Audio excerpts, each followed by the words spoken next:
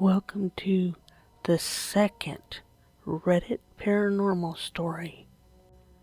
If you enjoy this video, please subscribe. Thank you. This Reddit story is from the page No Sleep, written by Sub Aruligan, written 4 years ago, titled The Appalachian HORROR.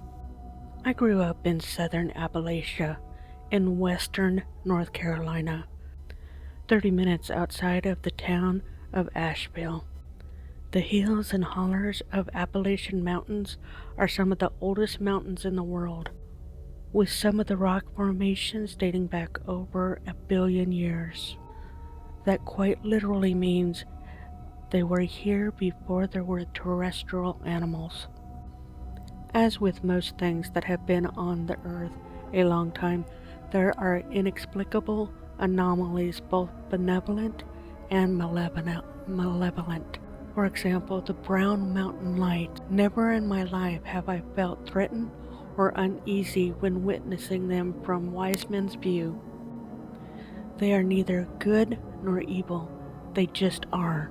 On the benevolent side, sometimes when you walk through an abandoned old church up near mom and dad's property line, you can feel good, warm, and happy energy. It's like the first warm day of summer when the sunshine is not too hot but not too cold. Well, this story is not about one such anomaly. It's about something that was definitely malevolent.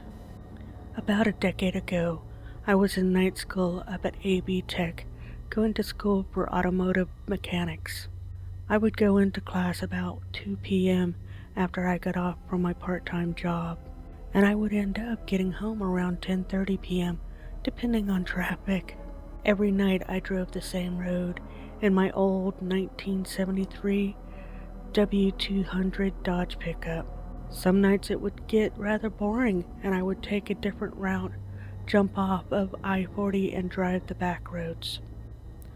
On this particular evening, I had just decided to stay on I-40 because I just wanted to go home and go to bed. It was Thursday and there was no class on Friday, and I wanted to get to bed early so I could go out into the woods and go hiking early tomorrow morning and watch the sun come up. As I jumped off of I-40 onto the exit where my parents lived, the night seemed to get darker and I could no longer hear any of the nighttime creatures, even though my window was rolled down. The cab of my truck became smaller and smaller, and my breathing quickened. I have never faced any kind of anxiety in my life, but at that moment, something felt off, and there was no way I could put my finger on what it was. I came to a stop on the exit ramp, turned to go down the road, and I happened to notice that the gas station off the exit where Mom and Dad lived had no lights on. They were a 24-hour truck stop and always had lights on, but I didn't think about it again after I noticed. I just chalked it up to the power being out, but I could not shake the feeling that something was definitely askew. I slowly shifted through all of my old truck's gears, not wanting to make any more noise than an old pickup already did. I leaned over my steering wheel to look up at the moon through the windshield, and there were barely any stars visible, which was way out of the ordinary. If you've ever been to Appalachia, primarily the sparsely populated areas where I'm from, you can see the Milky Way on clear nights. An absence of stars back home is only due to cloud cover or whatever the hell went on this particular night. As I rounded a particularly sharp left-hand curve and chugged through a straight stretch before the next right-hand curve, I looked at an ancient, decaying barn I have always gazed at when riding that section of road, and I thought about how long that thing had been here and how many advancements and civilizations it had seen. For a split second, my gaze spotted a very large, sickly-looking dog that ran out in front of my truck, no more than 10 feet in front of me. Old Betsy was a good truck, but she didn't stop well. thump, thump. I heard the fence post that I had left in the truck bounce up out of my bed and then back into it as I slid to a stop. My first thought was, oh God, now I have to go tell these neighbors that I ran over their dog. That crap doesn't go real far with people around here. It can really kind of set them off depending on the dog and the person. As I sat there breathing in the smell of burning rubber, something else found its way into my nose. The stench of rotting flesh. It's not a smell you ever forget once you smell it one time. I didn't pay much attention to it at the time. I just chalked it up to something rotting. Maybe roadkill nearby. Finally, I thought to myself, let me go check and see who this dog belongs to. I pushed my clutch in, shifted into reverse, and as I looked in my rearview mirror, illuminated by the haunting glow of my reverse lamps, was the same dog. Only it wasn't on four legs anymore. It had stood up like a man well over 10 feet tall. Only then did it dawn on me that the front of my truck was every bit of 5 feet tall, and this dog was every bit of 5 feet tall at the shoulders on all four. As it turned its head to look in the direction of my truck, I caught only a glimpse of this creature. It was not a dog. It was not a man. It was somewhere in between, at the same time, entirely separate altogether. Its skin hung loose off its emaciated and thin frame, like a raccoon. Bits of matted fur and dirt and mud clung to its legs like a disease. The right arm seemed a little bit longer than the left, and they both hung abnormally low in relation to either animal this creature seemed to be. As it regained its senses, it turned and looked into the mirror like it knew exactly where I was sitting. The face was that of a man, but the very edges of its face seemed to not be totally defined. They seemed to move and change like something you would see at a cellular level in a scientific documentary. There were no eyes, but only sockets where eyes should have been, no hair, and the skin that was dripping off its face was a cold, lifeless gray. The nose was short and shoved into its face like a bulldog, but with teeth. The teeth still haunt me. It was definitely carnivorous, and true to form of the rest of its unnatural look, many of the teeth didn't seem to be arranged in a natural way in its mouth. They seemed to fill and spill forth from the indefinable face, almost like they knew the horror they occupied and they were searching for a way out. It stared through my life, into my eyes, and past my soul. It seemed like an eternity, but it could not have been more than 5 seconds that I sat there, paralyzed. A light came on at the house next to the road, causing the creature to snap its gaze in that direction and tear off into the woods on its back 2 legs like a man. I jammed my old truck into first gear and roasted tires all the way out of there. When I got to the house, both of my parents were asleep. I went downstairs into my bedroom and loaded every firearm I possessed and locked all of the doors. I couldn't wake them up. Who the F would believe that? And at 10:30 on a Thursday night? The basement was eerily quiet that night. Even the dogs that got up to raise hell at outside animals at all hours of the night were dead silent. The old post and beam house didn't even creak or pop that night as was usual. At about 3 a.m., I started to finally get drowsy. I went to lay my head down to get some sleep, so I could still attempt to go hiking the next morning. I smelled the stench of death again, but it was definitely there. I thought to myself, you're just going crazy. None of this crap is real. But as I dwelt on it, it became more and more noticeable until it filled the entire basement. My dad has a home office in the basement with 2 large glass doors that face the Pisgah National Forest. 500,000 acres of woods.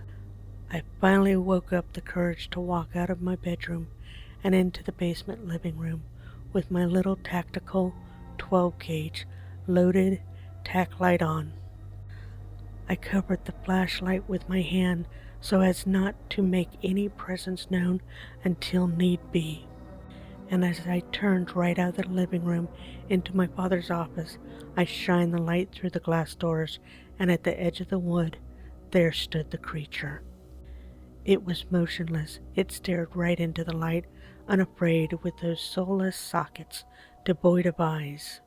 I quickly covered my tactical light, ran into the living room, flipped on all outdoor floodlights. To my surprise, it was no longer standing at the edge of the woods. It was between the house and the edge of the woods, still motionless. I swung the door open and fired every round I had in its direction. I must have scored a couple of hits because it screeched an unearthly scream like that of a woman being slaughtered as it took off into the woods. The dogs went crazy. Mom and Dad woke up asking me what the hell I was doing. I told them that a bear had gotten into the trash and I was scaring it away. They didn't believe me, but I knew they wouldn't believe the truth either. I didn't sleep that night or any time until the following Sunday. Everything seemed to return to normal, and I didn't think about the creature again until I met my wife about 6 years later. Her mother's house sits at the mouth of the holler, no more than 4 or 5 miles up the road from my mother's and father's house. Up on the side of the holler, there are kennels for her brother's hunting dogs. No longer in use and haven't been in years, but the fence is still there and the concrete pad is still there. It's a thing of great use when you need to quarantine an animal. Her Great Pyrenees had gotten into a tussle with a raccoon, which of course he destroyed, but his rabies vaccination had lapsed, so we had to keep him quarantined for a long time. It didn't bother him, he kinda liked solitude. This particular night that we were coming home from a movie date in the neighboring town was the last night of quarantine for him, so we walked up the trail using our phone flashlights to get to the kennel where he sat.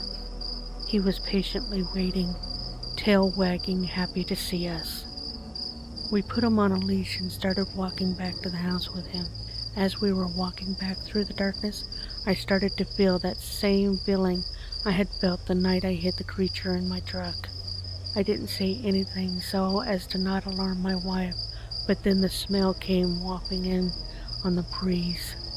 She jokingly asked me, "My God, what did you eat? You stink." I half-assed laughed, not being able to fully appreciate the joke for the horrors that raged within my mind.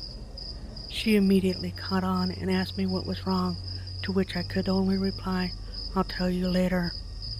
She grew up in the woods and around hunting and things of the nature her whole life, so she knew what I meant. She knew we were being watched by something. When we could see the lights of the house from the trail to the kennel, we heard it.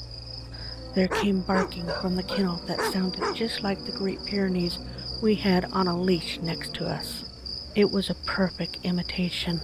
Pyrenees, being a guard dog, immediately sensed something was wrong, and so he turned to face the danger by belting out deep barks and growls in that direction. I don't know if you've ever had to drag a 150-pound dog, but it sucks and it's no easy task.